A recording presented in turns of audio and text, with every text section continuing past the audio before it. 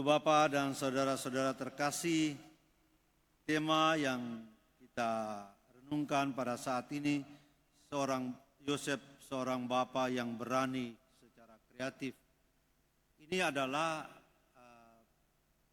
permenungan dari Paus Fransiskus yang dituangkan dalam Patris Corde yang pada awal hari pertama novena kita saya sudah sampaikan. Dalam Patris Corde halaman 18 sampai 22, Paus mengatakan bahwa setiap orang ketika berhadapan dengan kesusahan dan kesulitan hidup, orang harus atau butuh keberanian untuk mengatasinya. Orang perlu secara kreatif untuk melakukan hal-hal yang penting dan perlu untuk dilakukan. Nah, menurut Paus Fransiskus, Santo Yosef adalah seorang pribadi yang memiliki keberanian yang kreatif. Ketika dia berhadapan dengan aneka kesulitan yang ada di dalam hidupnya. Dan Paus menyebut dua peristiwa, yaitu pertama peristiwa tentang bagaimana melalui malaikat Allah menyuruh Yosef untuk membawa Maria dan anak Yesus mengungsi ke Mesir. Tapi yang pertama itu soal bagaimana mereka tiba di Bethlehem dan tidak ada tempat. Dan Yusuf harus bertindak dengan cepat untuk ke keluarga mereka. Kita bisa membayangkan bahwa ketika seorang suami menghadapi situasi di mana istrinya mungkin sudah dekat-dekat melahirkan dan tidak ada tempat, itu celaka betul-betul. Dan kita bisa membayangkan bagaimana sibuknya Yusuf mencari tempat dan tidak dapat, dan akhirnya dia harus mengurus sebuah kandang hewan. Dia mengatur sedemikian rupa supaya menjadi sebuah tempat yang layak untuk istrinya melahirkan, dan terlebih dari itu agar layak supaya menyambut kedatangan atau kelahiran Sang Juru Selamat, Putra Allah sendiri. Memang dikatakan bahwa tidak ada tempat tidur, maka di situ Yesus yang baru lahir itu dibaringkan di dalam palungan, memang betul. Tetapi tentu membutuhkan pemikiran, gerak cepat, bagaimana mengatur segala sesuatu dengan baik, supaya walaupun kandang, tetapi Maria bisa bersalin dengan selamat. Dan menurut Paus Fransiskus, membutuhkan keberanian dan juga pekerjaan yang kreatif untuk melakukannya dengan baik. Dan Yusuf melakukannya dengan sangat baik. Dan peristiwa kedua yang disebut oleh Paus adalah ketika dalam mimpi di Injil Matius dikatakan malaikat Tuhan datang memberitahu dia untuk segera mengungsi karena Herodes merencanakan pembunuhan untuk anak-anak Yesus. Dan di Injil Matius itu dikatakan bahwa malam itu juga Yusuf bangun dan membawa anak itu dan ibunya langsung pergi ke Mesir.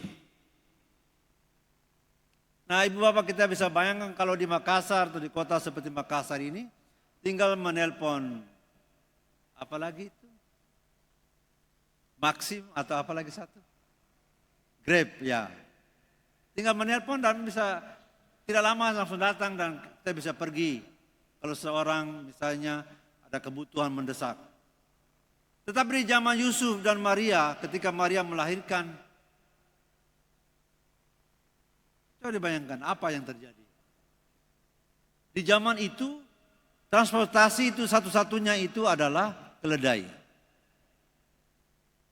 Kitab suci tidak mengatakan bahwa Maria duduk di atas keledai, tidak pernah. Tetapi dalam semua gambar yang memberikan kisah tentang pengungsian mereka, itu dengan keledai. Maria duduk di keledai, Yusuf menuntunnya. Dan itu bukan tidak masuk akal karena memang tidak ada pilihan lain, ya. Satu-satunya transportasi ketika itu keledai.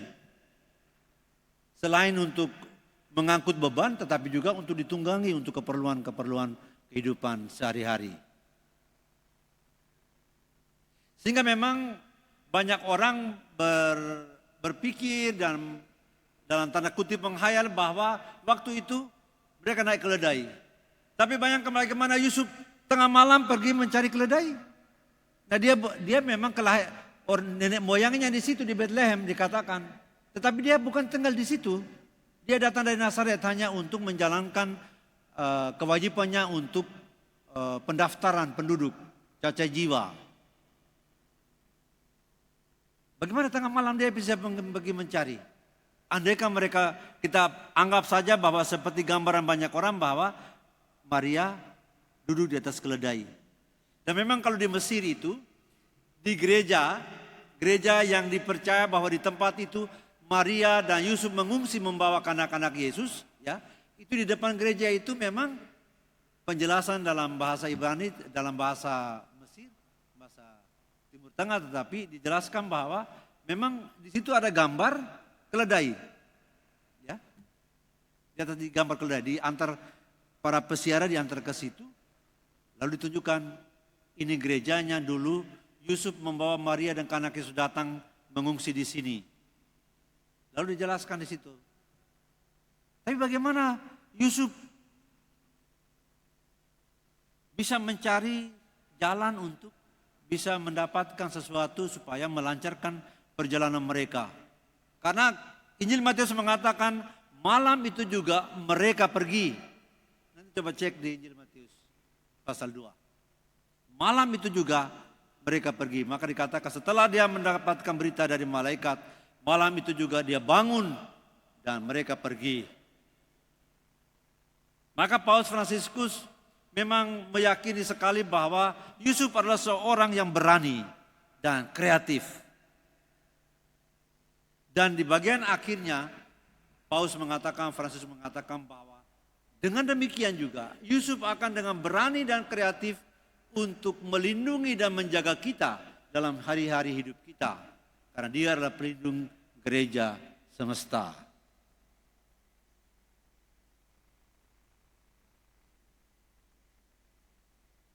Dan itu apa yang dikatakan Yusuf itu, yang dilakukan Yusuf itu adalah jawab apa yang dikatakan Yesus dalam bacaan Injil dan juga dalam surat Yohanes, bahwa firman itu sungguh-sungguh menjadi tumpuan, menjadi pedoman. Dia sungguh-sungguh mengikuti apa yang dikatakan Tuhan. Kehendak Tuhanlah yang terjadi.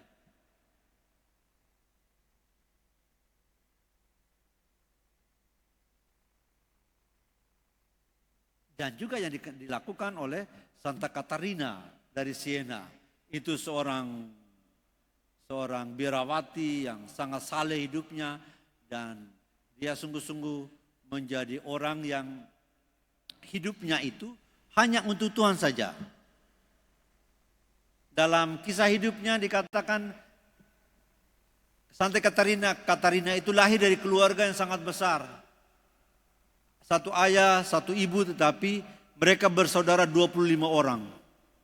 Bayangkan. 25 anak lahir dari satu ibu dan satu bapak.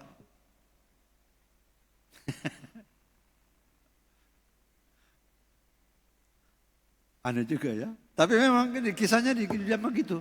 Saya baca kisahnya itu di internet tadi. Itu saya pikir jangan-jangan orang salah. Jadi saya baca beberapa artikel dari internet itu. Tapi sama, keluarga besar. 25 orang. Dan dia dari kecil sudah memiliki ketertarikan untuk hidup sebagai biarawati. Sebelumnya dia pikir dia bisa jadi pastor. Karena rupanya di Siena itu ada biara para imam Ordo Dominikan, pengikut Santo Dominikus. Mereka selalu lewat di situ, di dekat rumahnya. Dan dia selalu lihat jubah hitam dan putih, dan dia tertarik sekali. Dan dia selalu mengatakan suatu saat saya juga mau jadi pastor. Waktu dia masih kecil. Setelah dia besar, dia tahu bahwa jadi pastor itu laki-laki saja, maka kemudian dia ingin menjadi suster Dominikan juga namanya, suster Dominikan. Ada satu komunitas di kota mereka. Tapi bapak dan mamanya tidak setuju. Mereka ingin dia menikah dan punya keturunan, tetapi dia tidak mau. Maka mamanya itu memaksa dia supaya dia tobat untuk bisa membatalkan niatnya itu. Maka dia disuruh bekerja di dapur sepanjang hari. Tetapi dia bekerja dengan sukacita, dengan penuh kegembiraan dan luar biasa. Dan semuanya jalan baik. Dan akhirnya setelah orang tuanya tidak bisa mengarahkan, akhirnya mereka merestui dia untuk masuk jadi biara. Di biarawati dia menjadi suster. Dan dia adalah orang yang oleh gereja dihormati selain kesalahan hidupnya, tetapi juga karena dia mendapat penglihatan, mendapat penampakan Tuhan Yesus, dan mendapat apa yang disebut dengan stigmata. Tahu stigmata ya? Lima luka Yesus di tangan kiri kanan, di kaki kiri kanan bekas paku, dan di lambung Yesus. Dia dapat itu. Dan dia yang mendamaikan perselisihan gereja ketika zaman itu, ketika dia jadi biarawati. Paus itu bukan tinggal di Roma, karena ada perselisihan, ada gereja dengan pemerintahan Italia di Roma, maka Paus itu mengungsi ke Avignon, itu di Perancis. Selama 70 tahun Paus tinggal di sana. Tetapi karena penglihatannya, dia kemudian menulis surat kepada para raja, para pemimpin pasukan, dan kepada Paus, untuk mendamaikan mereka supaya Paus kembali ke Roma. Dan itu terjadi. Maka kemudian gereja menghormatinya dan mengangkat dia selain sebagai biarawati, perawan, tetapi juga sebagai pujangga gereja. Diangkat oleh gereja sebagai pujangga gereja. Nah, ibu bapak dan saudara terkasih, dengan terang sabda Tuhan kita belajar dari Yusuf bagaimana melakukan, mendengarkan dengan baik dan melakukan kehendak Allah. Juga Santa Katarina dari Siena, bagaimana dia sungguh-sungguh memberikan dirinya karena taat pada Allah melalui sabda yang didengarnya secara pribadi. Untuk itu mari kita berdoa, semoga kita semua juga oleh inspirasi dari sabda Tuhan dan dari kehidupan Santa Katarina dan Santo Yosef, kita pun boleh meneladan mereka untuk dengan keberanian yang cukup untuk menjalani hidup, menghadapi segala tantangan yang mungkin ada dalam hidup kita, dalam keluarga kita masing-masing. Semoga Tuhan memberkati kita.